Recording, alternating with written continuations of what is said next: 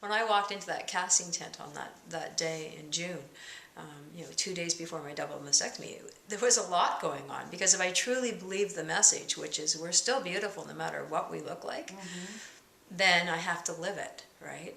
Right. So it's taken a while, and then here I am changing my form, and a few minutes ago I said, but that was part of my sensuality.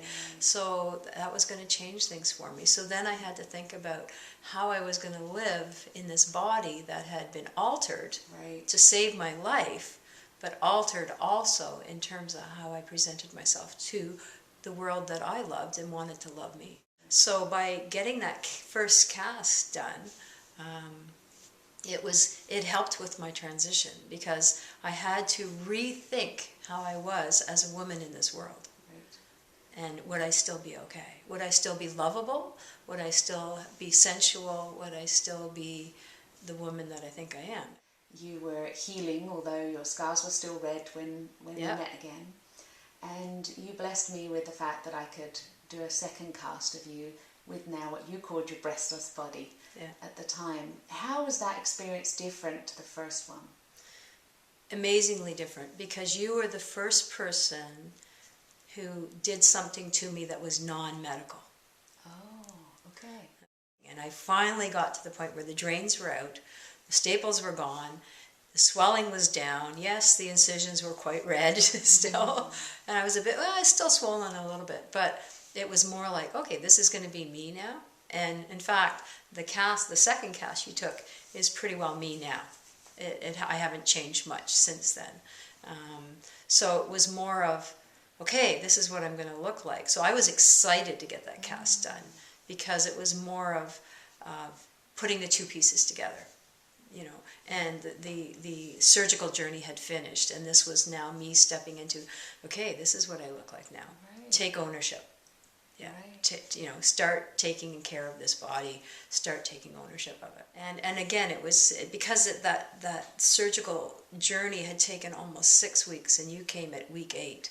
And it was more like this was the first thing I had done with my body that felt just me, just me.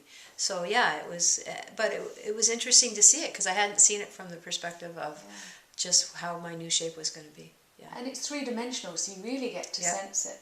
But for me, I was a little shocked, and you were the one to just calmly tell me why your body had changed, because I just always assumed when women lost their breasts, it was simply the breast tissue. Like if you could put your hand around your breast, that's the bit that was removed. But of course, there's a lot more tissue is removed than that. And somehow I'd never imagined the nipples gone. I don't know why, but I hadn't imagined it.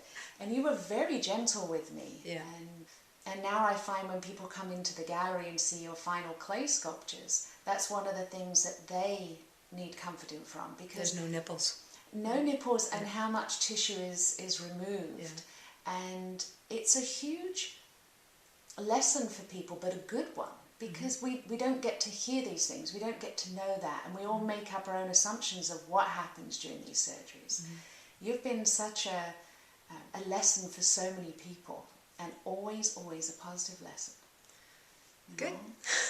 And for me too, because as you know, I've gone back to the exhibits, and once I kind of take in the entire 120, I always have a quiet moment where I can go over to mine, and initially it was sadness. There was some, and I put my hand on what I call my, pre-surgery self, and then my post-surgery self, or what I call it, me and still me. But it took me a while to get to me and still me. But now I gravitate to me, or still me. I gravitate to the second one more now. I noticed that the last exhibit I went to. Oh, good. Yeah. The other one I don't remember. Right. That was me. But for 2 or 3 or 4 years, I hadn't switched my brain over, and myself and my self-identity over. But now I've switched. Now the ones with breasts, I don't recognize. Right. I don't recognize her anymore.